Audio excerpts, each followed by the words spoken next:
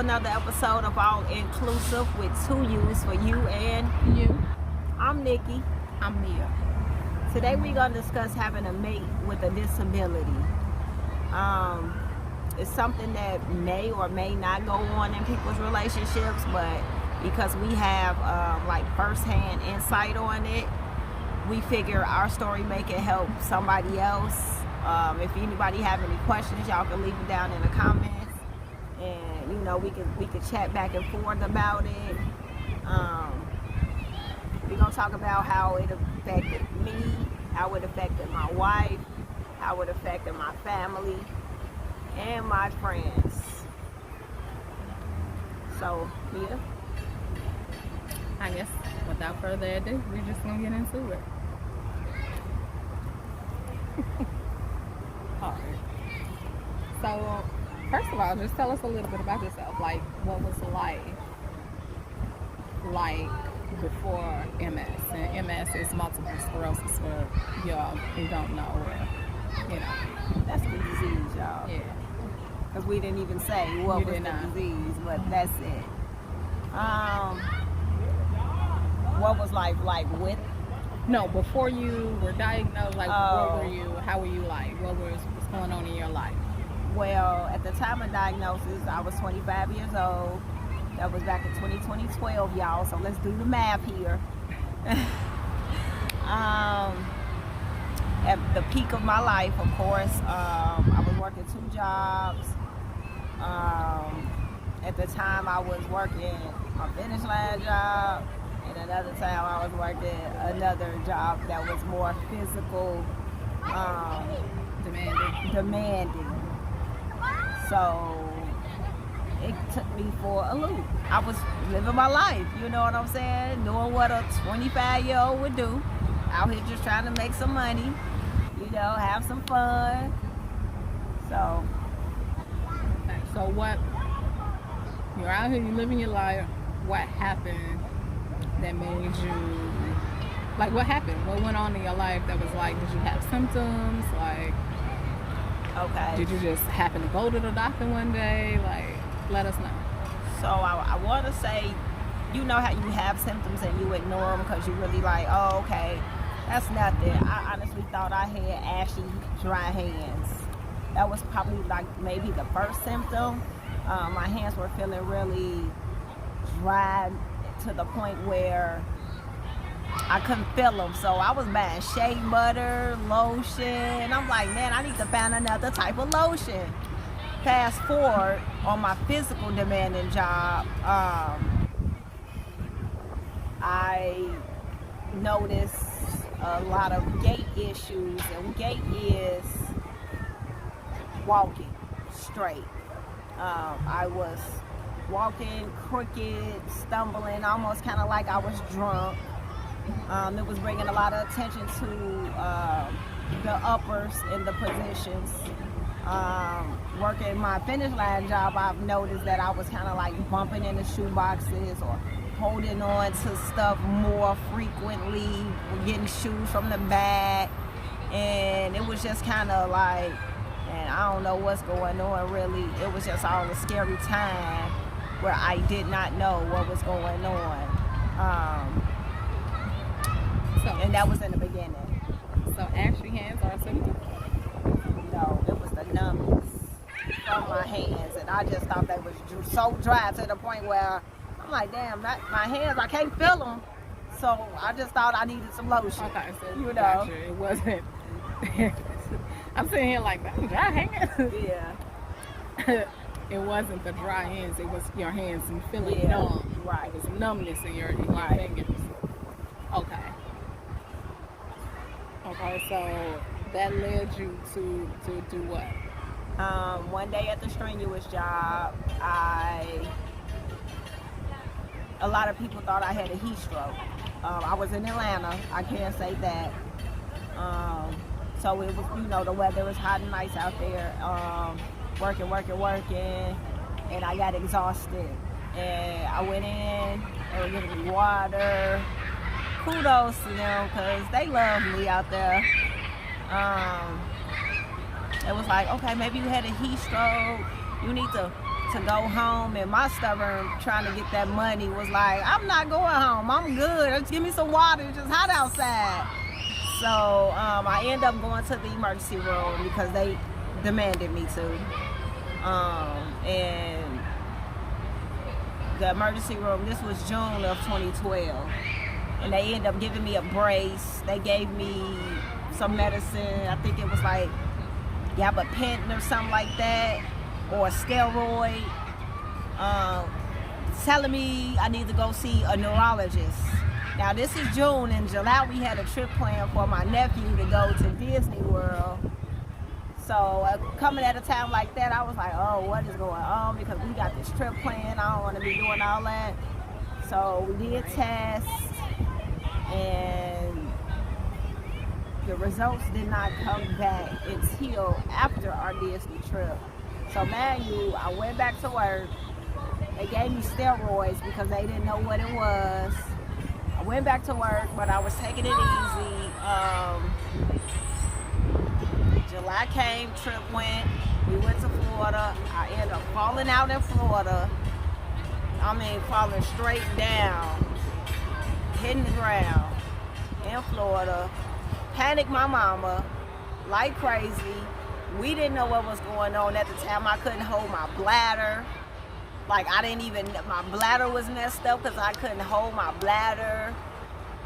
I peed in the elevator, y'all. And I was just like, I don't know what the heck is going on. And this was all at the beginning of July. Towards like mid-July is when got to the doctor, finally got the diagnosis, and found out that it was multiple sclerosis. So that's a lot. Yeah, I'm sorry. It's a lot. That's a lot. So tell us, you got back, you finally got a diagnosis, which is, even though it sounds outrageous, you know, you do show gratitude that at least you could put a name on it, because you put a name on it, then now we could try to fix it. So now you're diagnosed, so you're 25. What was your mental state going through all of this? Like, you couldn't control your bladder prior to the diagnosis and after you were diagnosed. Like, how did that feel? What did that feel like? What were your feelings about it? Man, because we didn't know what it was, and the doctor really was not as great of an explainer. It was like, I don't know what to expect. My life is like over. I mean, I was told that I wouldn't. Was this the time when she told me I never walk again? No, because I was walking still. I was walking at the time still. It was just nothing. They immediately put me on medicine, which I don't ever think that's the best thing to do. Okay, so after you got diagnosed, what was your mental state on that? Did you like read up, do research? Dive right in, or what happened? So much research. I mean, you need some research so much that you think you got every disease under the sun. But that's when you came into play, around August. You know, the most heartbreaking thing was for me to see my father cry. And not to take away anything from my mama, because she always cried. And she'll cry at the drop of a dime. And that was just, we are emotional people. But to see my dad cry, I was like, damn, I must gonna die. Because my daddy cried. And if y'all know my father or knew him, that's something for him to be crying. And I was just like, oh, this must be so real serious, because was this at the diagnosis? After the diagnosis, we left the doctor's office and we in the car at this time, and he was crying. I was in the back seat. My mom was in the front with him, and it was just tears of not knowing what's really, you know. So it was just a car full of everybody crying. Yeah. Okay. And I'm young, don't know what's going on. uncertainty. You know, it was just, it was a lot. It was a lot. So where did you go from here? From diagnosis, like what happened next? They put me on medicine.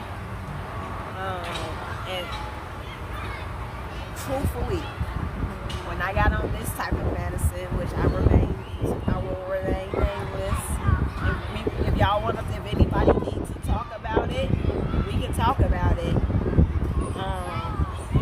Just leave a comment. But a decline quickly happened. And when I say a decline, I mean I went from walking till not. Over the course of, probably started the medicine in September. No, September. When did I start the medicine?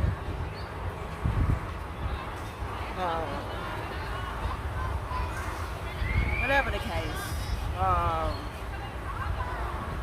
my decline started to happen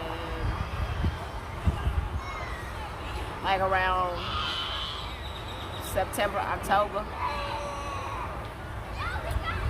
I was walking real fast, and this me and Mia started first date, and she ain't understand what the heck was going on, or really neither did I. But I was like, I just gotta keep moving. I gotta keep, you know what I'm saying? I gotta keep a steady pace because I'm gonna fall over. Y'all, she was running me over. Okay. She's like, I walked over. No, you was running me over. We be walking, I be ahead, and then all of a sudden I be like, dang, you okay? She got to move quicker. I mean, I was like going so quick because I wanted to make sure I kept a steady pace, or I was going to tumble over. And embarrassing, imagine me just now dating this person and I can't even walk right. Okay? So, I'm gonna give y'all the timeline. That I was diagnosed July 2012. I had just started my strenuous work July 2011. By April 2013, I could no longer work the job. I stopped working at Finish Line February 2013. Then I gave up, or I had to give up on my other one. April, I was done, 2013. It had gotten to that point. We went from the cane to needing the wheelchair and a rollator, not being able to feel my feet, my legs, my hands. And just a rewind, I went blind. I went blind for a moment, and that was a part of the symptoms as well. At work, at the physically demanding job where I probably could have lost my life at others, I went blind out there. So that was kind of that timeline. Okay. So as far as treatment, you didn't like the first treatment.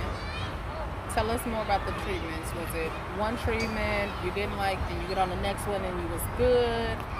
Or is it still a continuous process of trying to find something that works for you and your body? Man, so this is 2024. My first medicine, like I said, it declined me. I'm not going to sugarcoat that. Second one they wanted to put me on would mess with my eyes. And it was, okay, the first medicine was a shot. I had to inflict myself with it. Once every 3 days. I will give y'all that information. I had everybody giving me a shot. Do you hear me? After I got past the fact that, okay, I got to do this to myself, I brought the whole family in. My nephew, my mama, my daddy, my girlfriend at the time. We went somewhere. We went out of town. My cousin. I was like, cuz, you gonna give me this shot right here? And she was like, oh. She was excited though. Some people was excited to stick. I'm just saying, I'm looking at y'all. You gotta watch them people. You need to go back and watch them people. You know what I'm saying? It was excited to stick, man. So that was that one. The second one would have been the pill, which I wasn't on too long. And the third one was one that they introduced to me in the very beginning, but the risk of other things. Y'all know the commercials that be like, you're gonna die, you're gonna get brain. That's that medicine. And I had declined that off top. But then I end up revisiting it when I was explained, you know, the way that I could get them. Okay? So I end up taking that medication, which was an infusion that I got once every 28 days, like clockwork. I started to see improvement with that. And when I say improvement, I mean, it was a lot of work. We ain't gonna stop and not talk about the work that it took to get some improvement, because I couldn't just take the medicine and not do anything. I show gratitude for this one place in Atlanta who own it again. I don't know what the protocol for admission and name, so I won't. But if y'all got questions, hit me in the comments. But amazing, life changing. Mia was there. She was amazing. My support system was amazing. They loved it. Okay. It was like, you got a great support system and this, that, and the third. So. Okay, so a lot of treatments. Found something that worked. That's good. I want to go back to after the decline. How did that feel? I want to know what that was like. What was your mental state like there? Was there any depression? And if so, like, how deep did it get? Man, so much depression. I was telling Mia, I said, leave me. You know, this is not the life you want for yourself. I was drinking heavy, even taking medication, y'all. Even not supposed to be drinking. Heavy on the bottle. I had people telling me I would never walk again. Okay, when I say people, I mean doctor. Doctor said, you a smart girl, go back to school. Basically, you're never gonna walk again. And I was like, but like, what did that do? To be like, because you had just turned 25. So it wasn't even like you, right? Because you hadn't even really, like, it was like peaking 20s, you know? And you making all this money, so you know you want to go out, have a good time, have a good life. I stopped talking to people.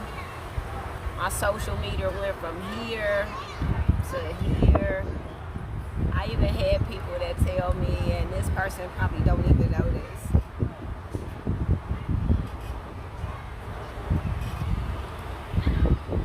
But she ended up coming by the house. And you know, she said, I don't care if you got a wheelchair or whatever.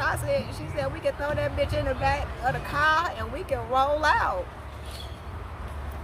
She'll never know what that meant to me, although I still didn't go nowhere. Because I just couldn't fathom somebody having me as that responsibility like that. You know what I'm saying? But girlfriend, you know who you are. If you're watching this video, you will know exactly who you are. She came over and sat with me. And said that. But my social, like, no. Very few people even knew. If people find out now, it would be because of this video.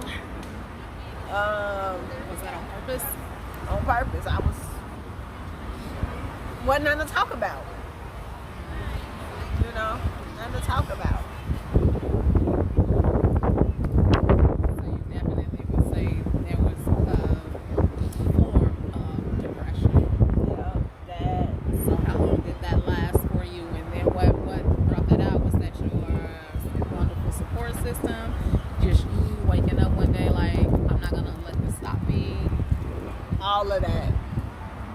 everything.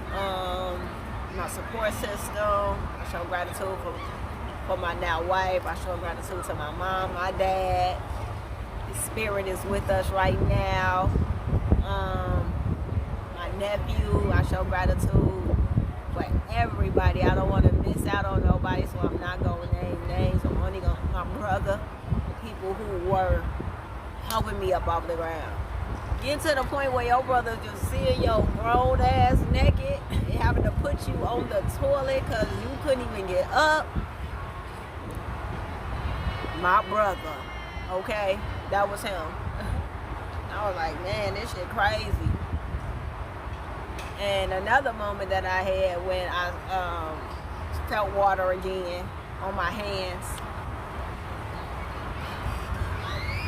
I was in the shower and I was at my mom's and my dad's, and I was in the shower and I felt the water on my hand, and I said, Dad, I can feel water. Look, I didn't care if he came up in there and I'm butt ass naked. I don't care. I can feel water on my hands. That was like one of the most amazing experiences, especially after going through all that. So when things started to come back, sensations in my feet and my legs and my hands, to answer your question, because I kind of got off topic, but when things started to come back and I started to feel better and my legs started to begin to not be so heavy, I think that's when the depression kind of eased up, and it allowed me to want to do more for myself, for my family. I was like, I got to do more. You know what I'm saying? I want to make myself proud. I want to make them proud. My ancestors, because gratitude to them. I just wanted to get back, if that makes sense. Okay, I get that. So at that point, what would you say that your quality of life is like at that point in your life, like post-depression? Post-depression, it still wasn't where I wanted it to be, of course. Is it where I want it to be now? Absolutely not. Absolutely not. But just being able to do some of the things that I wasn't able to do. I had a brand new car, y'all. 2 beautiful cars that I couldn't even drive. Okay, the second one I did, because I didn't get that one until I was able. But my first car that I got outside of my car that I had in college, I couldn't even drive that thing. I couldn't even drive it. I was getting rolled around in my own car. Y'all would be like, well, shit, I love a show for me too, but not under them circumstances. Not under them circumstances. And I'm young and I got me a whip and it was nice. My first one. Yeah. So every stage was, that the better I felt, the more of the depression I came out of, I would say. The more I wanted to do. I didn't want to disappoint nobody. Like I said, I told her to leave. She didn't leave, as y'all can see. She's still right here. But I wanted my life back. Right. So, how long did that depression state last, though? And was there ever a point that you just wanted to completely give up? Yeah. What's the point? Because you did jump around. I was trying to get there to make it flow. Oh, sorry. Yes, I wanted to give up. Like I said, I wanted to clock up out of here. I was just like, this is my life. I'm going to be in this damn wheelchair. I ain't going to be able to do nothing, feel my legs. I'm done. Like, Leah, go have your beautiful, go live your life. You know what I'm saying? You young. You shouldn't be, here doing that. And people told her that. You know what I'm saying? But it's all good. Sound like you feel some kind of way about that. Absolutely do. But that's okay, because she's my wife now. Okay. So let's get into how MS or how this disease has affected your love life and your relationship. Oh, you want to get into it? I mean, isn't that the point? Isn't that the point? Damn, am I bringing this? Hold on, y'all. Just want to make sure we up to par. As far as my love life, I don't know, Mia. How did it affect our love life? This is on you. Oh. I got my question. Oh. Y'all gonna have to wait till part 2. It does affect, because you don't have that urge. You don't have the urge. Well, it affects people differently. Okay, let me put that out there first. For me, I'm speaking for myself. I didn't have the urge. I didn't feel like it. I'm pretty sure I made my person feel like they were unwanted, and that was totally not the case. Now, sometimes I would have that urge. I'm not sitting here saying that we were just not urging. But there was times that we'll probably go months, right? Like a month. And just didn't have the urge. So you said this relationship. Yeah, how did it affect your love life and your relationship? The fact with the dating, like I couldn't drive. So imagine, this was my biggest thing. Imagine trying to go out with your girl or guy. You can't drive. You in a wheelchair. In our case, she's in heels.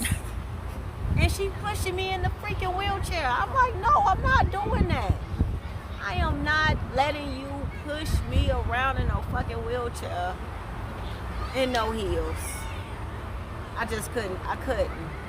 So then we really didn't go out like that because of the wheelchair.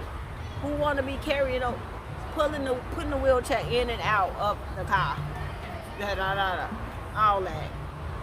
Then I got to use the bathroom. She wheel me to the bathroom. Because I never grasped this concept, really, y'all. If y'all can see me, I never grabbed the wheeling myself concept. Because that wasn't my life. So I never grasped that concept. I was just getting pushed. And I show gratitude that I had the people who want to push me. I think you just was a wheelchair queen. Like they say, passenger princess. Passenger princess. Yeah. I was a wheelchair princess. Yeah. I guess, because I wasn't doing it. Hell, leave it up to me. I'm in the house. So the dates, the pushing of the wheelchair, I always just wanted to stay in the house and do stuff in the house. And imagine being newly in a relationship. I didn't like it. It put a little strain on things. Okay. So what would you say, like, your worst moment there was?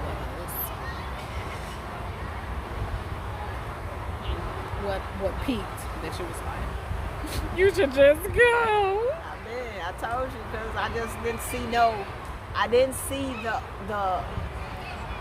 what you call it? The silver line? Yeah, the light at the end of the tunnel. Yeah, I didn't see it. So I'm not going to hold anyone back. And that's what I told her. I don't want to hold you back. And so I didn't. I didn't keep her there or nothing. She was just gracious enough to stay with me because she loves me. Okay. Well, that's pretty good. So, but how are you now? Now that you've gotten your treatment plan together, now that your relationship isn't in its like beginning stages and your beginning stages of disease, how do you feel? How are you coping? What's getting you through? Let us know. Well, it will be actually 3 parts while we're here, because again we're talking about my experience, then we're gonna talk about Mia's, and then we're gonna talk about traveling with a person with a disability. Now it's still challenging. To this day, I won't say that it's not, because it very much is. It kind of limits us to certain activities and places that we can go and things that we can do.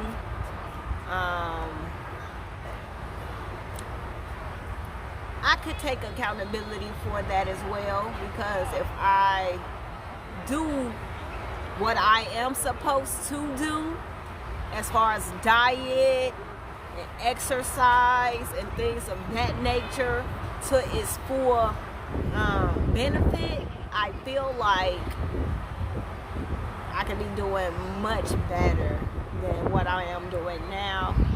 I would like to say that I do a great job at hiding it, because some of y'all might be finding out for the first time right here, and nobody ever knew. Here's Nikki in the raw.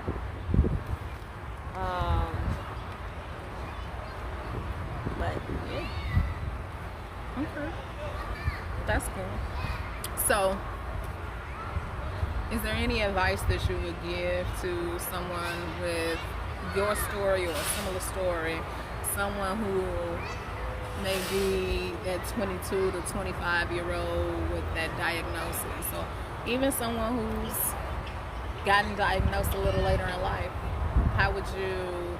What would you say to them to try to keep them going and not fall into your steps? I mean, you can't stop anybody, but if you met you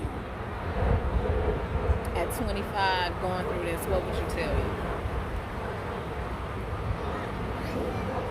It will get better. They don't want to hear that.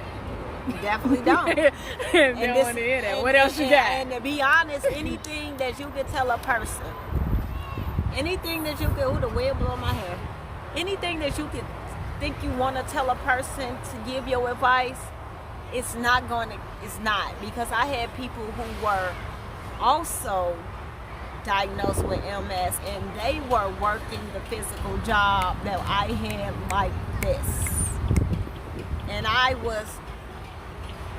it puts you in a space, okay, where you like, damn, well, why the hell can't I be like that?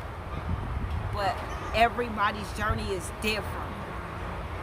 So I can't really give you any advice that you're going to accept, because I was that person to be like, man, whatever. You know what I'm saying?